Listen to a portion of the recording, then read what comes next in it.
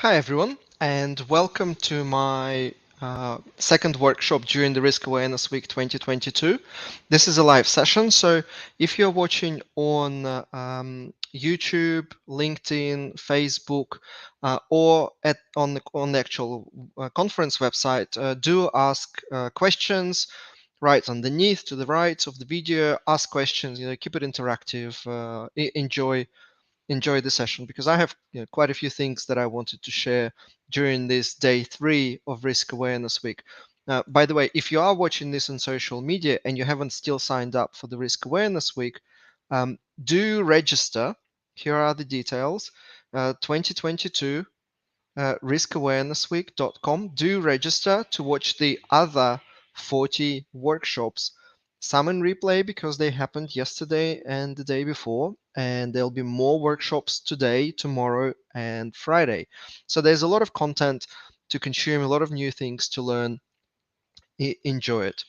Uh, Today, I wanted to talk about a very specific, very narrow application of quantitative risk analysis.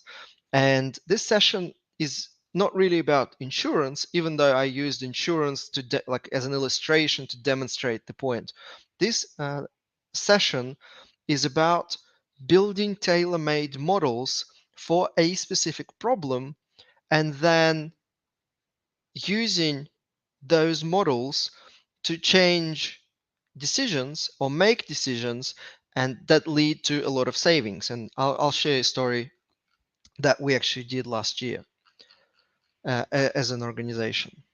So first, few words about me. Last year, because of that case that I'm going to share today and few others similar to that, Firma named me the risk manager of the year, which is which is really fun because just today the I don't know what is the prize, the statuette arrived to honor me being the risk manager of the year in Europe for last year, and so did RIMS in US. They also gave us an international honorary award for the case. But I've been in risk for about 16 years, and I've been hosting this Risk Awareness Week for the last 4 years. Next year will be a 50th year anniversary of Risk Awareness Week. You may also know me from my quite popular YouTube channel, Risk Academy, or a blog called Risk Academy. If you Google Risk Academy, it will pop up. Now, there's a lot of content on on the things that I've applied, learned, and then they seem to work well, and then I share with the world. So I try to never write or speak about things that I haven't physically done in one of the corporations where I actually worked as a senior risk executive, and I mainly share what I've tried and what seems to make sense. So today, I'm going to share a case study that we did last year. Our risk and insurance team saved $3 million per year by actually improving and making better the cargo insurance cover. So cargo insurance is something that any company that sells products, especially commodity products, is often obliged to purchase for certain Incoterms, SIP or SIF, and sometimes when the goods are transferred between, for example, our production facilities in Europe and our distribution facilities in Latin America, it is sometimes corporate decision to ensure internal transportation as well, because transporting goods by sea has quite a significant exposure. Ships rarely sink, but when they do sink, a company can lose up to $60 million in a single instance. So that's quite a significant cash flow hit. And so some companies choose to insure those logistical routes. So this is what we've done. This is the end of the story. We had this insurance policy forever. Um, we had a global policy that was kind of insuring different Incoterms, different parts of the overall logistical volume. And here's what we've done. It was our second pilot. We started on constructional risk, and there we, by the way, saved 5.2 or 5.7 million dollars. So this is not a once-off. This is not a fluke. Throughout the last year, we actually ended up saving $13 million on various types of insurance, various regions, various brokers, various underwriters, various lines. Some we were able to save more, some we were able to save less. So it was a pretty kind of consistent performance to prove to me that risk quantification works wonders when it is applied to insurance or any other process. Maybe next conference I'll share a story on how we applied it to procurement, and then the next conference maybe I'll share a story how we applied it to investment decision making. So we've always had this policy, and the policy was quite expensive. It was about a million. No, it was 2 million. It was 2 million. Hi Yuri, thanks for your comment. And by the way, this is live, so do ask questions and comments and comment. So the policy was about 2 million, and it provided some form of coverage. What we changed, or where we started with our first motto is, before you make any kind of decision about transfer or retention and the cost of transfer, before you make any kind of decision, it is very important to understand the nature of risk. And so I'll talk about that in the following slides. So here's the end result. We ended up doubling the limit.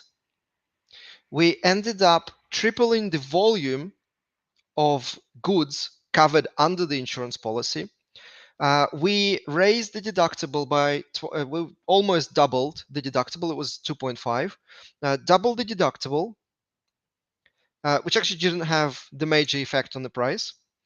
We made significant improvements to the actual policy wording, so we extracted some of the exclusions.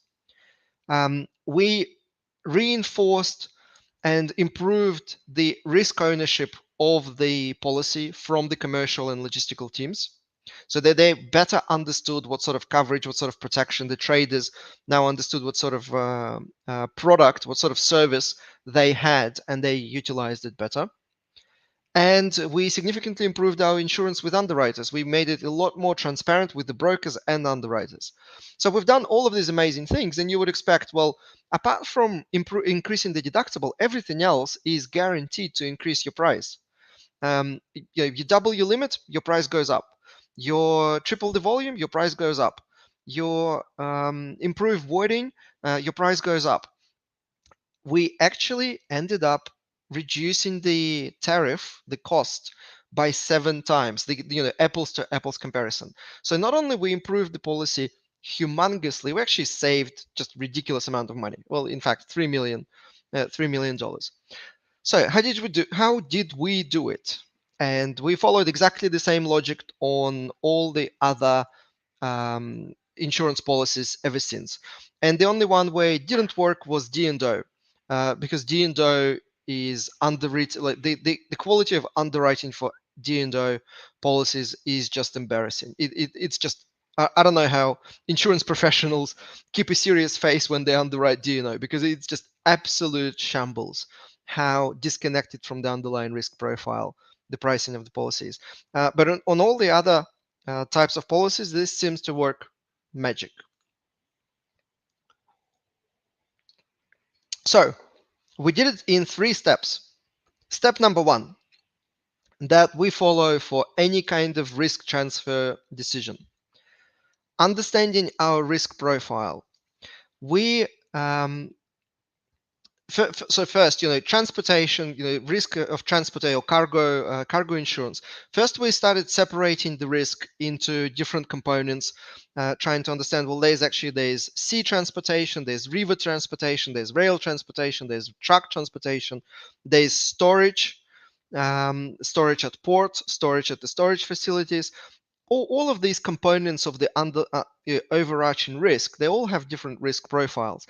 And we actually started with trying to estimate, kind of build this loss curve for each of those individual pieces, only to find out quite soon that underwriters view this risk as a single entity. They don't model separately each of the different kind of risk components within this cargo transportation, goods transportation risk. They just view it as a single risk profile, which was great news for us because and this is a very important lesson in saving money from risk management. This is a very important lesson in saving money from risk management.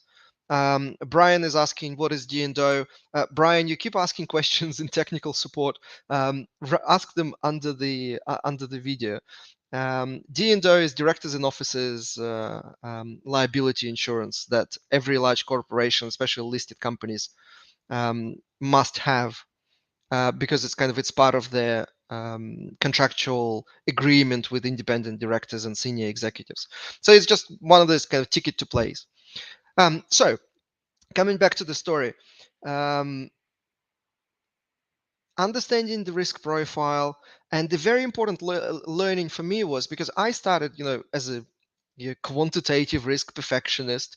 I started by building an overly complex, unnecessarily detailed model, only to realize that that's not how the market prices the risk. And if my objective is to save money, then I should play at the same level or maybe slightly better than the market. There's no need for me to go, 5 levels higher than the market because they're still going to charge me the price based on their simplified models. And so I win nothing by spending the extra, 3 months on modeling a risk and the saving. We already we can save 3 million by doing simple model, and then maybe we can save another 500,000 by this additional work. So we left this for the next year, for the following year. We were quite satisfied with the result in the first year of renewal of this kind of new, fundamentally new approach. So understanding the risk profile. So what we discovered is that this specific risk is viewed as a frequency of incidents multiplied by a loss from any given incident. And this can be actually modeled quite easily by a Poisson distribution to represent the frequency and a log normal distribution with a general Pareto distribution on the tail, because it gives you a reasonable representation of the losses of the um, small to medium losses are relatively well represented by the log normal, and then there are catastrophic losses because you can have damage, some minor damage, wet damage, some of the goods stolen, and then you have this kind of catastrophic risk at the tail where you just lose the whole ship. So it could be 100,000, 50,000, 20,000, 200,000, 300,000, and then 60 million. Or like 10 million if it's a smaller ship or a cheaper product. So again, we didn't have to recreate the wheel, and this is the second very important message about the quantification. Rarely, if ever, we have to start from scratch because somebody somewhere has already done that. So when I'm saying Poisson times log normal with the general Pareto on the tail, I didn't make it up. I didn't even have to back test the data or fit the data to figure out the distribution. Even though I'm actually showing screenshots from a pilot software package that I am developing with Archer Insight. And again, legal disclosure, this module is not yet available. We're just working on the prototype. But this specific module is actually has a distribution fit in the background where you just plug in your claims and you add some industry claims, and the software picks the right distribution for you. Like, you don't even need to know that it's actually log normal with general Pareto. Or it could be sometimes, for example, for property damage and business interruption, we used Pareto and general Pareto on the tail. So there are various distributions. But the point I was trying to make is that you don't need to know that. Like, you don't need to make up that. Like, you don't start with a blank piece of paper. In insurance industry have been doing this for years, and I've spoken with a number of actuaries from the insurance industry that share, what they do, and this is how the market generally does that. I'm sure there are some trade secrets that they didn't tell us, but this is the general approach. Which again, let me remind you, what I'm talking about is not hypothetical, theoretical stuff. We already saved 3 million on this that you see in front of you. So it works in that regard, and we kept saving on other policies. So this is not a once-off miracle. This is just a typical approach. Like, this is how we place any insurance ever from that point onward. And this was not even the first pilot. This was the second pilot. The first pilot was constructional risk. So understanding risk profile is the first step, where we take the claims that we had. We collect a lot of claims that we can find from the industry, relevant claims from the industry. We figure out what is our kind of distribution for frequency. We figure out what is our loss distribution based on our own data and supplemented with some industry data. And based on the changes to the control environment that the organization had, and we build a loss curve. It's basically, let me quickly move myself. If it's too small, just make sure you're watching in full screen. On both the website and LinkedIn and YouTube, you always have the full screen button. Just press it, and you will be able to see it better. By the way, do ask questions. And Feriadi, thank you for well, it's not a question. I think you're just making a statement. Pareto distribution can be used in talent management. Probably. I mean, haven't tried it, but I suppose it can. David Vos, who you've heard 2 presentations back, actually wrote a book called Risk Analysis. It's one of my recommended risk management books. I mean, if you haven't seen my recommended list of risk management books, just Google best risk management books, and it's I think it's like number 1 in Google, maybe number 2 choice in Google globally. So David Vos wrote a book on that, where he actually provides practical applications for different distributions. So Pareto distribution can be used for A, B, and C. Poisson distribution can be used for A, B, and C, as well as the kind of the mathematical background behind the distribution. So on the left side, you can see the loss curve that we generated from our data. The numbers are dummy, but it looks quite realistic.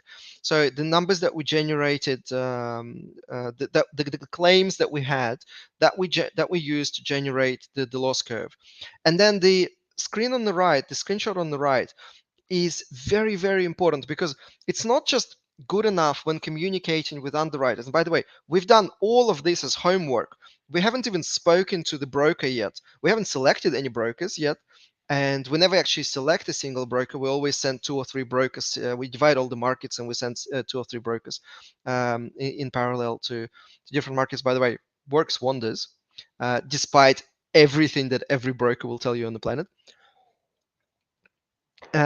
So this is all homework. And the second, the right side of the graph is super important, because we compare how does our risk profile matches up against the industry average, and this is very important. And so here you can see that on some metrics, we have an argument to say that our risk profile is actually better than the industry average. The dummy data, I think, is the dummy data is looks right. So here we reinforce the message that not only we understand our risk profile, but also our risk profile is actually better than your industry average statistics. So we have no intention of paying for the industry average statistics. So that's step number 1. Then step number 2 is we can actually determine the fair price of risk transfer. We can actually calculate what is the fair price of that policy based on different deductibles. So the software that we're developing with Archer, that can generate a graph that you can select any deductible, 10,000, 50,000, 100,000, and it will tell you what should be the fair value of that insurance policy, already taking into account the expected return, that you expect insurance companies to generate their admin costs and claims management, like all of the supplementary costs are kind of already incorporated. So this is a pretty good representation of what a fair value of insurance policy is. Here's a little kind of surprise hint. I don't know, a surprise. Here's a little secret. Um, Apart from motor vehicle insurance and life insurance, not even life, healthcare insurance. Life, no. Healthcare insurance, apart from motor vehicle and healthcare insurance, underwriters never come in even close to your fair estimate of the price. And by the way, they also don't have a lot of argument on why they're more expensive than your fair estimate. I wish they had, but they usually don't. So it's just an indication of how um, ineffective insurance is and how expensive insurance is in general. So unless it was compulsory, I would think long and hard about insuring something. And for example, for cargo, it was compulsory because it was part of the contractual obligations for certain Incoterms. So there's not like your objective is to get the insurance in place because otherwise commercial cannot sell. But you have to do it at the cheapest possible price without sacrificing the quality. This is super important because uh, whenever I start talking about, oh, we saved a lot of money, everybody who's working in insurance will go, oh yeah, sure, we can reduce the limit. No, no, we doubled the limit. We don't. We never reduce the limit unless our risk profile tells us that the limit is excessive. In fact, we've done it only once, where we found absolutely no evidence on some of the liability insurance lines that the kind of traditional best practice limit was necessary. We found absolutely no evidence to suggest that, so we reduced it a little bit. But most of the time, it's actually the other way around. We actually end up significantly increasing the limit, which means we used to purchase this much risk transfer. Now we're purchasing this much risk transfer and paying less. So no extra deductions, no extra, small print. The quality stays the same, and sometimes we actually improve, and most of the time actually improve the quality. So we remove some of the small print and still save. So this is just how powerful this is. So I'm still not clear why everybody's not doing this, because this is, to me, this is a given. So step two, we figure out what is the fair price, and we shortlist brokers. We never select a single broker. We always shortlist 2 or 3. We divide up the markets and we send them in parallel. They're not allowed to speak to markets that haven't been assigned to them. Because they will be blacklisted immediately. And we had a couple of incidents where our investigation showed that it was an honest mistake. And yeah, other than that, everybody tells me that the brokers, they all play dirty.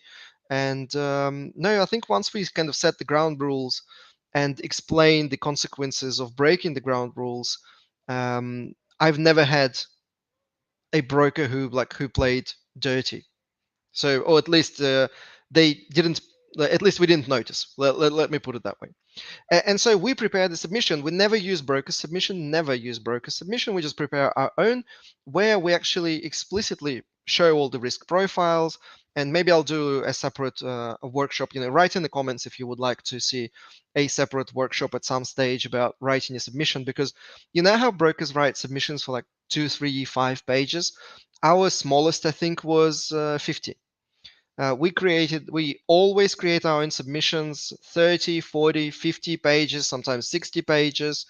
And we provide a lot of information in that risk profile, in that risk submission, that we duplicate in the roadshow, that we always do directly with underwriters as well. We do virtual roadshow for every placement. So that's step 2. Prepare the submission, shortlist the brokers, shortlist the underwriters, send them the detailed overview of the risk profile with all of the math attached and all of the conclusions from the math, and do a roadshow explaining exactly the same. And then step 3, once we start receiving quotes, we can actually compare different quotes and let me get out of the way, we can actually compare different quotes based on how they change our original risk profile. So in the bottom blue is that's the original risk profile that we started with, and then we start looking at, well, what policies reduce the risk profile. Our objective is we had this much potential losses and we want to reduce it to something manageable. So here policy C is clearly a loser, not a good choice. D and A are better, but policy B provides the best reduction in risk exposure. What is interesting is that uh, most decisions that we make are calculatable. So, for example, we don't need to decide if a 50,000 deductible is better than a 100,000 deductible. Like, we don't need to guess, and we certainly do not need to ask the broker because they have no idea which one is better. We can actually calculate it. We can calculate at what percentage of cases the savings from the reduction in premium would be greater than the additional losses we would incur should we increase the deductible. So we, for example, found on this specific policy, we found that 78% of the time we would save more if we increase the deductible from 30,000 to 100,000. We would save more on the premium reduction than additional losses we would incur throughout a year. However, in the same calculation, we found that we would only be saving 51% of the time if we increase the deductible from 100,000 to 500,000. So that was a pretty clear decision for the risk owners. We as risk managers, we don't make decisions. We give them the analysis, and they, the risk owners, based on their personal risk appetite and the corporate risk appetite, they decide what is good enough for them. So they decided that the savings were justified and we should increase the deductible. But 500, we already kind of were on par, and it made no sense to increase the deductibles further. So all of the decisions that we make are calculatable. And this is what it looks like in the prototype that we're building at Risk Insight. It's all on the same screen. You enter. Basically, it has three inputs. Literally, it has three inputs. Because all of the math, the calculator has been kind of created. The math is all inside, and the math is adjustable. I mean, if somebody really wanted, they can get inside and change the type of distributions. But that's the whole future of risk management that I talked about. And by the way, if you missed my first workshop on Monday, do watch the replay either on the Risk Awareness Week website or on the Risk Academy YouTube channel, because there I talked about the three levels of risk analysis: the basic, the standardized, and advanced. So this is an example of advanced risk analysis where you have a specific problem and you can save millions of dollars. And again, not hypothetical. We already saved millions of dollars. We already saved 13 million. Hence this little beauty. And whenever you have a problem that you can, by building a tailor-made model for that specific problem, you can gain a lot of savings. And this is an example of that. We had generators. Again, if you remember my other story that me and Sam Savage always talk about, there are people the risk managers in the world kind of separate into two buckets: the generators and the users. Just like with electricity, most of us have no idea how electricity is generated, and yet some professional somewhere do it, and we just use it. Like, we have no reservations about using electricity, even though we don't understand how it's made. And it's the same with probabilities. There are generators who build models, and then there are users, the other 99% of the population, that actually just use models for quality decision making, for improving their decision making and saving a lot of money. So this is an example of that. Generators built this calculator, this model, and anyone can plug in 3 data inputs. It's your own claims data, industry claims data if you find it, but it's optional. If you find it, you will have a little bit more graphs, like you will have that middle graph that I'm showing on the screen at the moment. And it's quite powerful for the submission and for the roadshow. It's an important message. Um, and the third one is worst case scenario. So you kind of your limit. How much can you lose in the worst case scenario? So for example, for us, we increased the limit from 30 million to 60 million because the largest boat that the company was using, and if the largest boat was to be loaded with the most expensive product, that would be, and given the market volatility of prices, because we were working in a commodity company, um, our estimate that the maximum a boat full of expensive product could be worth 60 million. It could be 10 million, it could be 5 million for your product. But basically, it's the three inputs: your data, industry data, and some sort of estimate from a risk engineer. For property damage and business interruption, we hire risk engineers who create those estimates of worst case scenarios for us. And for cargo, it was a relatively simple calculation. So that's everything I wanted to share. I'm very proud that Archer Insight picked up on that kind of specific model, and I can't wait for the calculator to be available to Archer customers and new customers who want to save money. Because for me, this is like, if like, automating some problems in especially in insurance buying is such a no-brainer, because no matter how much the license costs, you can save it, you can get it, you can pay it back in a single renewal. And we in a single renewal, 3 million that we saved on this specific application of the calculator. I mean, that, I don't know how many licenses that pays for a lot of software you can buy with the savings. So I've described everything I wanted to describe. We are live. Ask questions, write comments.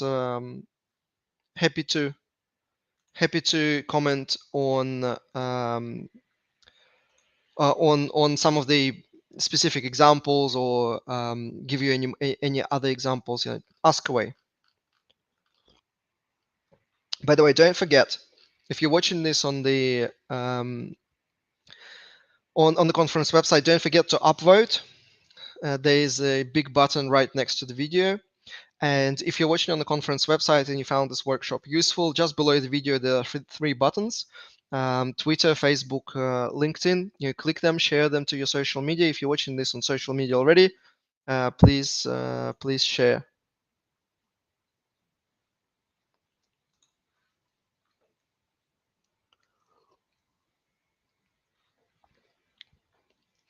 All right. Any questions? Let me know.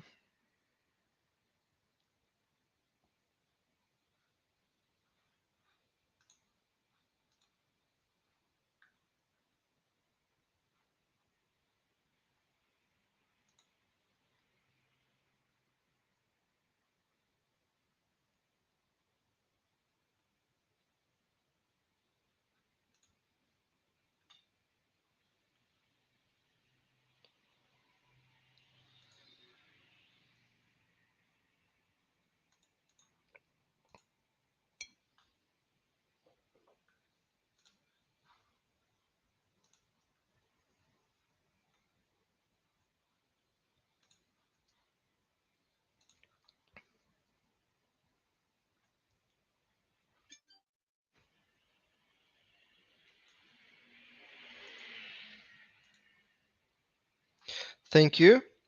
So if no more questions, then enjoy the rest of the today's risk awareness week. Don't forget, again, if you're watching this on social media, register and watch the other workshops, and I'll be online again at the end of today doing my daily stream, just giving highlights um, of the sessions that were happening today. Okay, Shadi is asking, how do you account for the fact that each broker and each policy provider has to add in her profit margin? I mean, that's a very good question. When we calculate the fair price of the policy, we already incorporate all of that because most of the time these are known figures. We know kind of the expected return that underwriters want to put in, and we know broker commissions. So yeah, this is kind of automatically incorporated, and um, it's adjustable in the calculator. So like if you for some reason feel we didn't add enough percentage to the expected losses and you want to add more, you can just change that. Feriati, can you please clarify your question because I don't understand the question. Calculation of deductible limits based on your p-value. Well, so deductible is one thing, limit is a completely different thing, and p-value has nothing to do with this. We calculate the price. Um, we calculate the price based on expected losses plus some sort of return. Shadi, I mean, it does depend on the insurance industry in specific country, but I mean, it doesn't really. Generally, and this is okay. So let me rephrase that. Um, what we do is we take expected losses, mean value, so your average loss, and we add, 20% or 30%, or you can add 40%. At the end of the day, it doesn't matter because most of the time, when you actually get quotes from the market, they will give you expected losses plus 100%, expected losses plus 200%.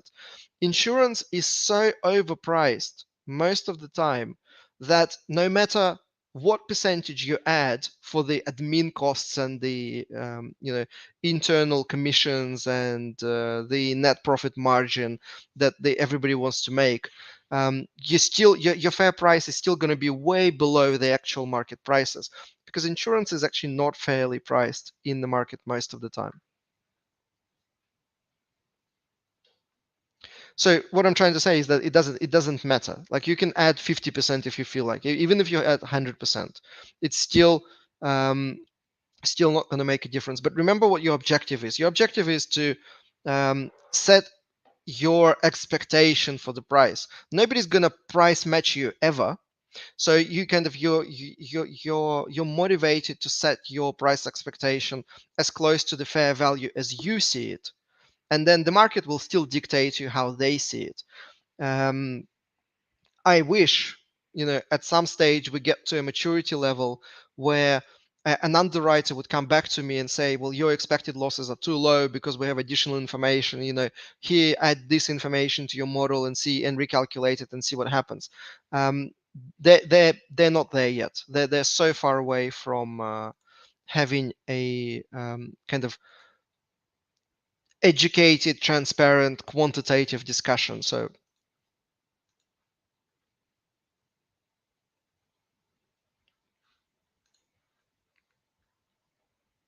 all right. Any more questions?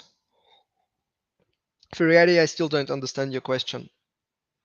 I mean, I wish I could answer it, but I don't understand it.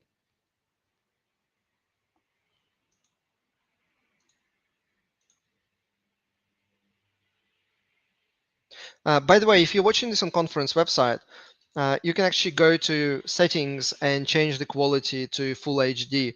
It will just make the whole image look crisper. All right. Thank you, everyone, and enjoy the next workshop, and I'll see you at the conference. Okay, Amal is asking, is this session recorded and where? There's a hint at the bottom of the screen. All of these sessions, there are 40 other sessions on top of this, and there's this biggest virtual event in the world happening right now. It's called Risk Awareness Week, and everything is on the website 2022.riskawarenessweek.com. If you go there, there are free registration options available. There are paid registration if you want CPD credits, or if you want to watch all the workshops. and it's really cheap. Enjoy the conference. We are in day 3. We're in the middle of day 3. There will be more workshops today, and there will be more workshops tomorrow and more workshops on Friday. Each day has a different theme, so you're not missing anything by missing Monday and Tuesday. They had different themes. Monday was all about moving from risk management 1 to risk management 2. Tuesday was all about cognitive biases, neuroscience, and the research in the human brain on how we comprehend risks and how we identify risks, and why many of the techniques popular in corporate risk management have zero chance of working.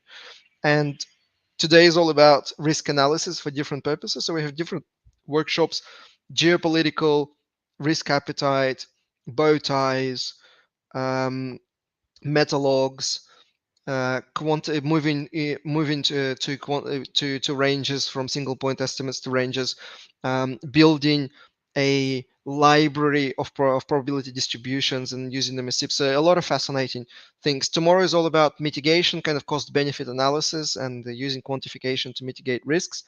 And Friday is all about reporting, monitoring, and representing risk information to decision makers.